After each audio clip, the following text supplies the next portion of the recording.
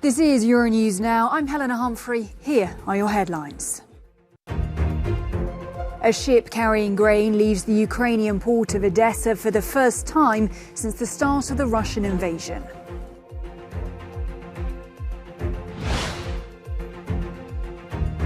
Kosovo's government postpones its number plate plan after protests from Serbs living in the north. And amid a heat wave, France limits the number of climbers allowed on Mont Blanc amid concerns of dangerous conditions.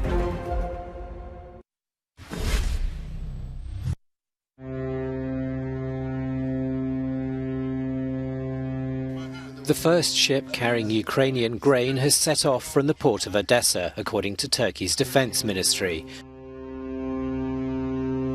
The Sierra Leone-flagged cargo ship Razoni is expected to reach Istanbul tomorrow. It's carrying 26,000 tons of grain, which has been stranded in Ukraine by the war. Razoni's progress was followed using its tracking system as it pulled out of Odessa alongside a tugboat. The ship's cargo will be inspected in Turkey before the Razoni can proceed to its destination, Lebanon. Ukraine's government said the ship's departure, brokered after international talks, was a step towards preventing world hunger, a risk that was intensified by the blockade of its ports by Russia.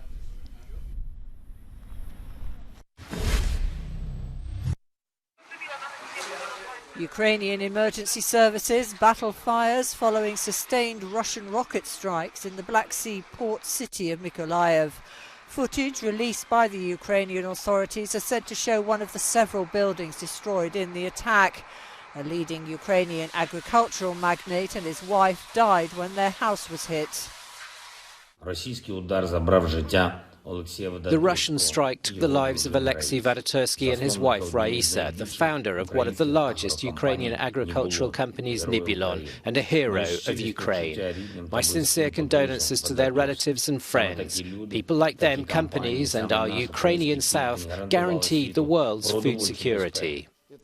Russia's defence ministry claimed Sunday that its forces had eliminated up to 100 nationalists and 25 pieces of military equipment in Kherson and Mykolaiv regions. The Russian pounding of Ukraine's eastern town of Bakhmut was captured on camera. Bakhmut, which is one of the few remaining cities under Ukrainian control in the frontline Donetsk region, is now at the centre of Russia's offensive in the east of the country.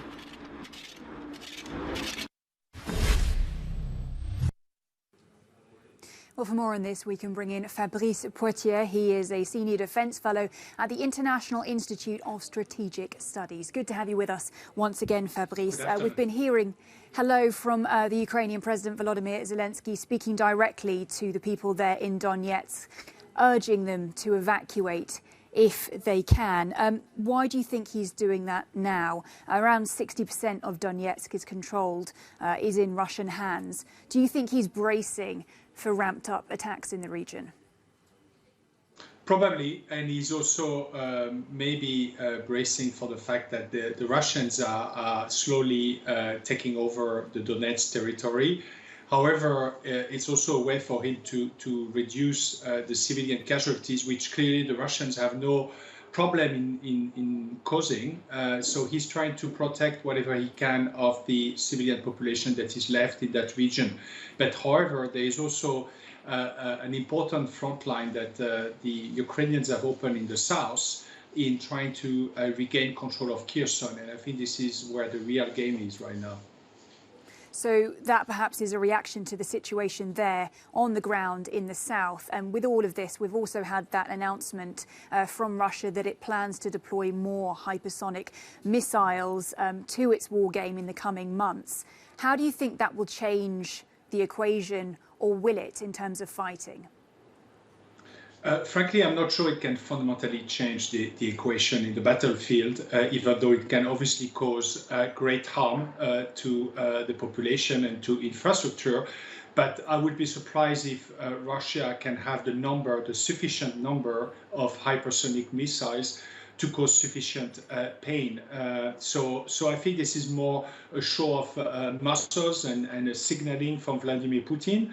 And the reality in the battlefield is that it is very dynamic, and that in the south, clearly there is a Ukrainian counter-offensive going on with some chances of prevailing. But what we're seeing, as you say, is the opportunity potentially for Ukrainians to prevail in the south in Kherson. But we've also seen a ramp up, fresh attacks in Kyiv right now, and that came just after the Kremlin announced that it wanted to see what it called regime change in Ukraine. So do you think they're trying to achieve that through military means, or are the attacks that we've seen in the capital an effort to intimidate the Ukrainian people once again?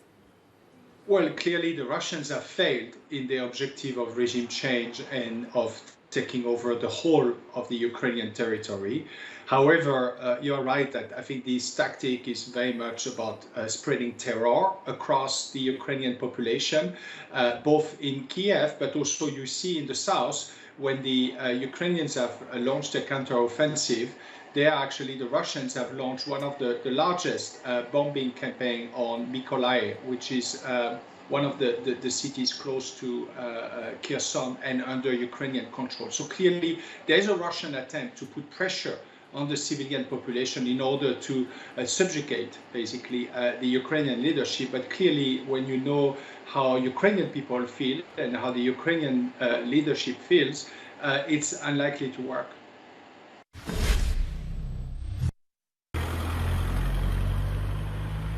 At border crossings between Serbia and Kosovo, traffic jams and tension. Ethnic Serbs living in the north of Kosovo had organised road protests to show their anger at plans that would require them to replace Serbian number plates with new ones issued by the Kosovo government. Kosovo's police said they had no alternative but to close the border crossings in response. Kosovo's government has accused neighbouring Serbia of trying to destabilise the country and says shots were fired in the direction of police patrols. It's postponed implementation of the vehicle licence plate changes until September. Kosovo was part of Serbia until an armed uprising in 1998 to 99 by the area's ethnic Albanian majority. A NATO bombing campaign forced Serbia's troops out of the country, but Serbia refuses to recognise Kosovo's 2008 declaration of independence. In the small town of North Mitrovica, air raid sirens were heard for more than 3 hours. A NATO mission to Kosovo has more than 3,000 troops on the ground, while the European Union has been sponsoring talks between the two countries since 2013.